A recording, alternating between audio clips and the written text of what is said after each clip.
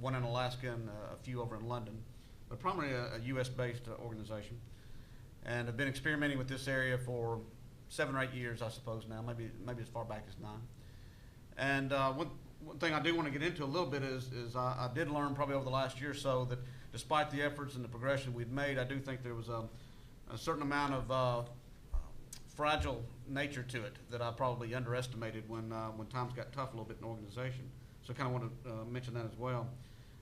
One thing, hopefully for your benefit, that you're glad you don't get is I think we've got a very diverse panel. It could be Don Warren, Patrick Taylor, and Chase Whitaker. So you'd have, that's a little too much Southern probably for anybody in one 10-minute session. So the fact is they split us up, so that's probably a good thing. But just because that is the topic du jour, I'll talk a little bit about the external audit viewpoint. From a current state of the nation, we don't have a whole lot of cross-pollination, I suppose, with our external audit representative, E&Y. From a purely continuous auditing standpoint. Everything else, we are. But to this point, they have not been to a point where they can rely on a lot of our audit efforts in that respect, and nor have they been sustainable enough to probably give them that confidence. The one thing they have chosen to do is look at a lot of our journal entry work. We do an extraordinary amount of targeted strike point stuff, and that shouldn't come as any great surprise. A lot of people are doing that. The nice thing, I think, is that they've got enough confidence in our efforts and looking into that they have chosen not to go back in and reperform a lot of those same analyses. They'll sometimes look at a few other types of tests, but they've really scaled back their own work there and reviewed our work that we've accomplished in that. Now, while I'm not privy to everything else, my expectation is that we haven't seen any reduction in fees as a result of that. They obviously haven't, nor do I expect we would have that. I think there is probably a higher level of confidence, and I think with any degree of maturity that we're going to go forward with on this stuff, I think there is going to be an increased confidence level that an external firm would have in that internal audit function. And that's going to give them obviously a lot more comfort level. That should hopefully lower their overall audit failure risk. But I think what that does is perhaps give them more realization basis points versus any kind of reduction in hours or fees and those kind of things that organization would represent.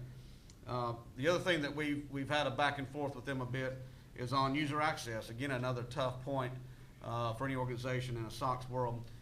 We have a distributed model. We use a lot of old legacy systems, a lot of interfaced systems, and each one of our business units has what is called a local security coordinator.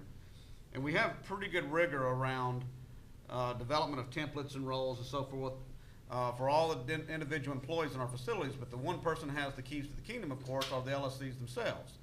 And for the longest time, we didn't have a good foray into analyzing what they had as access. They should be nothing but a security administrator and should not have access to key systems of their own. And that was kind of outside the stuff that anybody was looking at. So we now look at that.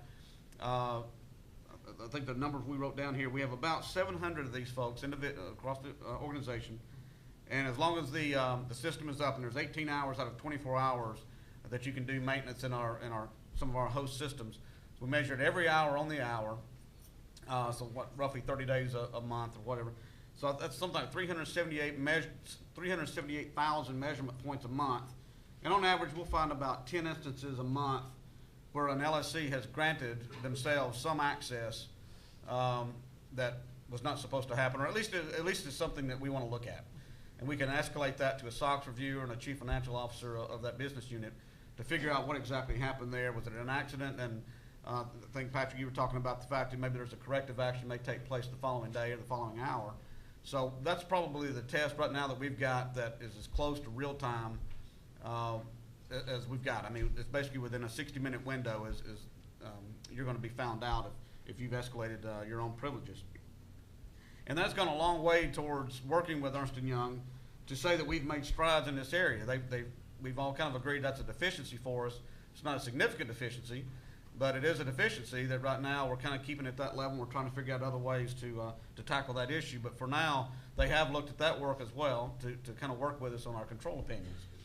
So now going down the road, I think your point was, what do we see down the road? And to be quite blunt about it, I'm not looking at that. I don't think we're too interested in that. I mean, they've got a risk charge that they're trying, an engagement that they're trying to perform. And I think as long as the model is still one of a point in time, then I don't know that my internal audit effort and budget is necessarily inclined to help them try to do anything else. There's a lot of resources that they have available, and if they want to make it a market-driven solution or a mandated one, then I think that'll take care of itself in time. And instead of this constituency, I'm trying to serve as the board of directors and make sure our department is value-added and those kinds of things. So beyond that, we probably haven't done a whole lot more in that space.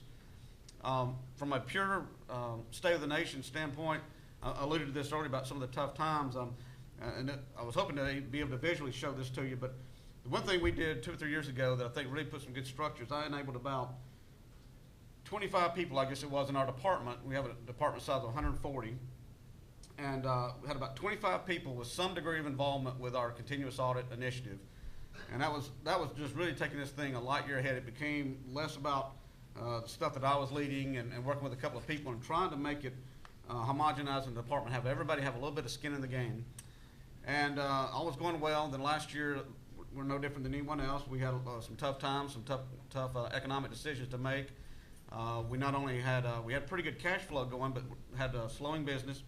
And the big thing that was looming is we went through an LBO about 3 years ago, and $33 billion of debt went on the balance sheet. And we were looking at about, I think it's 2011, a big part of that's going to have to be refinanced. And they were looking at what that looming interest cost was going to be, because obviously the borrowing cost is going to be far more significant a year from now than it would be probably when we first went LBO. And so the decision was made not only in the facilities but in internal audit as well, a 10% reduction in force.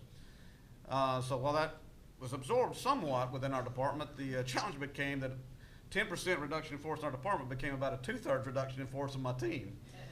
So all these folks that I had, they either were sent on the way, or some of them have since taken other positions either within the company or outside the organization. So I went from about a 60-day period of having a fully staffed org chart to kind of having a shell, and was kind of back where I was. So it took me most of the year this year to try to get back and reestablish the positions. And one thing we were talking about this at lunch a little bit, that this is really kind of a boutique interest. I'm not seeing as many folks as I thought I might wanting to jump into this from an internal audit. That people still like, whether it be external or internal auditors, seem to want to do things the way they did them yesterday. And they like the predictability of an audit program. They like the predictability of working with a team. They like the predictability of auditing a given business unit over a period of weeks. And this idea of coming up with new ways to look at data and looking at new tools, I've actually been frank about it. It's disappointing that we've not had as many people flock to that and want to do that. And especially the younger folks that we're hiring that come in with supposedly wide eyes and ready to solve all the world's problems. And they're the toughest ones to engage, and that's been a little bit frustrating. But all's not bad. I mean, of course, I'm from Nashville, Music City, so we've got a songwriter down there wrote a song called "The Good News Blues," and so there's some reasons to be bullish. One thing, if we had a little more time, I probably could go through a recitation of a 1,900-page Pelosi bill, if you'd like me to do that. I think it's going to have a little bit of an impact, even if it's 1,700 pages, 23, whatever it ends up being. So in the interest of time, I'll spare that. But obviously, anything that results in any of that reform, plus the stimulus packages that have already been passed, obviously healthcare is obviously a big topic du jour right now, and I think that's kind of the Internal Auditor Employment Act for us for the next few years, because there's new systems coming down, new data sets, new compliance regulations, and I just think that's nothing but reason to be bullish in terms of us needing to be on top of that data as quickly as we can and as often as we can to do a lot of stuff. I imagine there's going to be a huge need and a huge stream of risk and controls and data to be analyzed there. And wrapping it up here, we've made a lot more inroads into procurement and purchasing. Supply chain activities, that was an area that's our second largest expense, and we've made an immense amount of ground, I think, in that respect, and plan to do some more of that in 10 and 11. We got a nickname for it. A lot of people are using audit bots, but some of our operations call our routines audit crawlers. So that's kind of a neat name. I don't think I've heard that used in literature anywhere. So if nothing else, maybe we can come up with a brand of audit crawlers. So I think there's a lot of that. We took a standing 8 count, I believe, over the last year or 15 months. But at the same time, I think now we've got a lot more people involved. I think that hopefully we're going to have to continue to do that. Our process is going to mature. We've got good technologists internally that help us with data. I keep hearing that's a constant theme. We don't have access to data, And those of you that have known us and worked with us, we are very fortunate. We have several in-house developers that can crawl data anywhere in the organization. And